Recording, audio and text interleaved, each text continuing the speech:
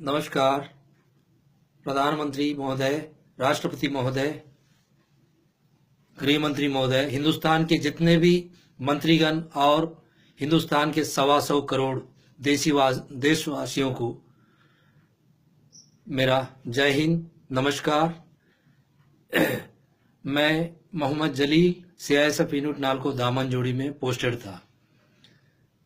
मैं नौकरी करने के दौरान पे यहाँ पे जो commandant CISF unit NALCO Damanjodi के कमांडेंट जोपनीय जो साहब यहाँ चोरी कराते थे और सामान चुरा कर सामान जवानों के साथ में प्लांट से रात में निकाल के अंबेडकर स्टेडियम के पास में बहुत बड़ा चर्च बनवाए और उनके घर में 20 जवान काम करते थे।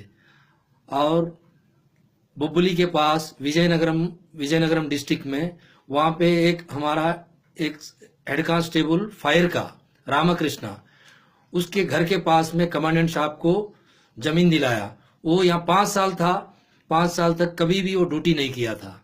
वो खाली सेकंड कमांडेंट के नाम पे लोग जवान हर इंस्पेक्टर तक उससे डरते थे कि ये जो कमांडेंट इनके काले कामों के बारे में, और मैं इनके खिलाफ में ऊपर में लिखा और मैं इनके खिलाफ आवाज उठाया।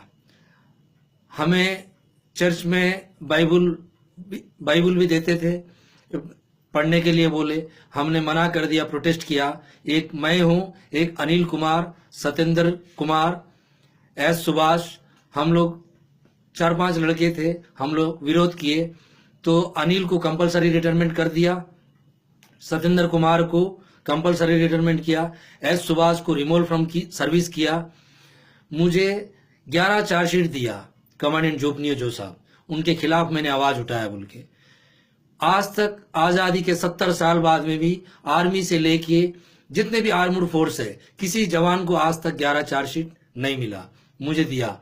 तो मैं इसके खिलाफ 25 मार्च 2013 को तत्कालीन गृह मंत्री कांग्रेस गवर्नमेंट के उनको जाके मिलके मैं उनको बताया तो जब गृह मंत्री महोदय बोले कि मैं इसकी जांच करवाऊंगा, आज तक उसकी जांच नहीं हुई।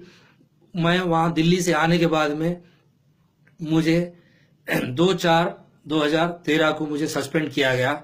उसके बाद 11 चार्जशीट मेरे को एक करके मुझे 11 चार्जशीट दिए। मुझे इतना परेशान किए कि मेरी 11 इंक्वायरी अफसर अलग अलग इंक्वायरी करके मुझे बहुत तंग किए। जब इंक्वायरी रिपोर्ट मुझे 21/11/2013 को मुझे बाई पोस्ट भेजा गया उनके द्वारा, उसमें 15 दिन का समय दिया गया था। तो मुझे 6 दिसंबर 2013 में मुझे जवाब देना था। मुझे जवाब देने से पहले ही मुझे डिसमिस फ्रॉम सर्विस किया गया।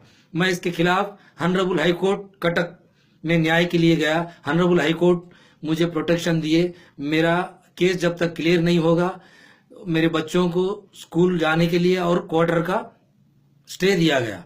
उसके बाद मेरे घर में 21/10/2014 को बिजली पानी काट दिए। फिर हॉनरेबल हाई कोर्ट में जाके मैं कंटेम्प्ट ऑफ कोर्ट किया। तो हॉनरेबल कोर्ट कमांडेंट साहब को 5/11/2014 को कोर्ट में बुलाया गया। वहां आके माफी, गलती हो गई बोल के माफी मांग के चले गए। फिर हॉनरेबल हाई कोर्ट के आदेश का फिर अवहेलना किए। 28 मार्च 2016 को मेरे बच्चों को स्कूल जाने के लिए स्कूल बस में नहीं चढ़ने देते थे, हमारा मेडिकल फैसिलिटी बंद कर दिए। उसके बारे में फिर मैं हॉनरेबल हाई कोर्ट गया। तो 6 दिसंबर 2016 को फिर मेरे बच्चों को स्कूल जाने के लिए और मेरा मेडिकल इलाज के लिए हॉनरेबल हाई कोर्ट ने आदेश किए। और 21 दिसंबर 2016 को कमांडेंट साहब को कोर्ट में अपीयर होने के लिए बोला गया। उन्होंने कोर्ट में अपीयर नहीं किए।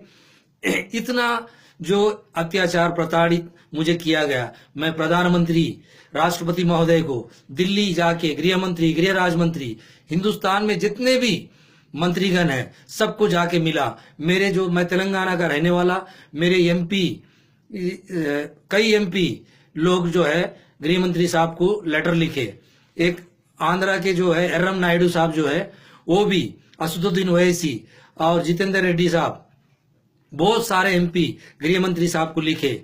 निनोन इयरिंग साहब, कई लोग लिखे हैं कि मेरे साथ जो अन्याय किया गया इसकी जांच सेंट्रल से कराया जाए बोल के प्रधानमंत्री महोदय को लिखे। वो लिखने के बाद में प्रधानमंत्री साहब राष्ट्रपति के यहाँ से, राष्ट्रपति महोदय के यहाँ से लेटर जो है हमारे गृह मंत्रालय को भेजते हैं। गृह मंत्रालय से वो हमारे डीजी साहब के पास जाता है। डीजी साहब के यहाँ से ये जो कमांडेंट जो चोर लुटेरा है उसी कमांडेंट के पास भेजते हैं। वो कमांडेंट मेरे को 6 बार लेटर जवाब दिया है, आपने जो भी आरोप लगाए हैं वो निराधार है बोल के। हमारी जो कॉन्स्टिट्यूशन ऑफ इंडिया, जो भारत की संविधान में जिसके ऊपर आरोप है, वो न्यायाधीश नहीं हो सकता है। वो जो चोर के पास भेज रहे तो मुझे न्याय कहां से मिलेगा। मैं प्रधानमंत्री राष्ट्रपति महोदय से हाथ जोड़ के विनती करता हूं, ये 125 करोड़ देशवासियों को मेरे साथ जो नाइंसाफी हुई इसके खिलाफ आप लोग मेरे साथ खड़िए। मेरी इस आवाज को आप लोग भी अपना भाई समझ के, हम देश की रक्षा के लिए भर्ती हुए, हम देश की सेवा करने के लिए, देश के खिलाफ अगर कोई मेरे तिरंगा को बुरी नजर से देखे तो उसके आंख निकालने के लिए हम भर्ती हुए। हम हमारा देश के लिए हम जो भी मरने के लिए भी हम तैयार है, सर कटा सकते हैं, हमारे देश के लिए हम सर नहीं झुका सकते हैं। ऐसा जवान मैं हिंदुस्तान में कोई ऐसा हथियार नहीं, हर हथियार मैं चला पाता, बम भी बना सकता, बम भी मैं डिस्पोज कर सकता। मेरे जैसे जवान को डिसमिस फ्रॉम सर्विस किया। हिंदुस्तान जो सरकार मुझे कितना पैसा खर्च करके मुझे ट्रेनिंग दिया, मेरे को ये जो कमांडेंट मेरे को नौकरी से निकाल दिया। मेरे को नौकरी नहीं चाहिए, मुझे इसकी इंडिपेंडेंट इंक्वायरी के लिए मैं मांग कर रहा हूं। आज तक मैं 4 साल से मारे मैं भटके घूम रहा हूं। मेरे पास इतना सबूत है। ये कमांडेंट के ऊपर इतना ये गलत कर रहा तो इसके ऊपर ना विजिलेंस, सीबीआई, किसी का भी आज तक छापा नहीं मारा गया। क्यों? क्या प्रधानमंत्री महोदय बोलते ना खाऊंगा ना खाने दूंगा। जब देश की संपत्ति, सरकारी पेड़, जो सागवान का पेड़ और शीशम का पेड़ सब काट के ये चर्च में बनवा रहा था। इसके ऊपर मेरे पास कई सबूत, कई वीडियो, सीडियां, कई मेरे पास डॉक्यूमेंट है। इसकी सोशल मीडिया के भाइयों बहनों और मीडिया के लोगों को मैं हाथ जोड़ के विनती करता हूं, मेरी आवाज प्रधानमंत्री राष्ट्रपति महोदय तक पहुंचाइए। मेरे साथ नाइंसाफी भी हुई। अगर मेरे ऊपर 11 चार्जशीट में सेंट्रल से जांच कराने पे एक भी आरोप मेरे ऊपर सिद्ध हुई तो हिंदुस्तान की जनता के सामने, मेरे बच्चे और मेरी फैमिली के सामने इंडिया गेट के ऊपर फांसी दीजिए। एक याकूब मेमन के लिए हिंदुस्तान की अदालत, सुप्रीम कोर्ट रात को 12 बजे खोल के उसको फुल अपॉर्चुनिटी दिया गया। क्या मैं हिंदुस्तान के लिए शपथ लेके आया देश की सेवा करने के लिए? आज तक मुझे न्याय नहीं मिल रहा। क्या प्रधानमंत्री महोदय जवानों के साथ जाके दिवाली मनाते हैं? प्रधानमंत्री साहब, मैं भी आपका जवान हूं, मेरे साथ नाइंसाफी हुई, आप मेरी न्याय दिलाइए, इंडिपेंडेंट इंक्वायरी कराइए। जय हिंद, जय भारत।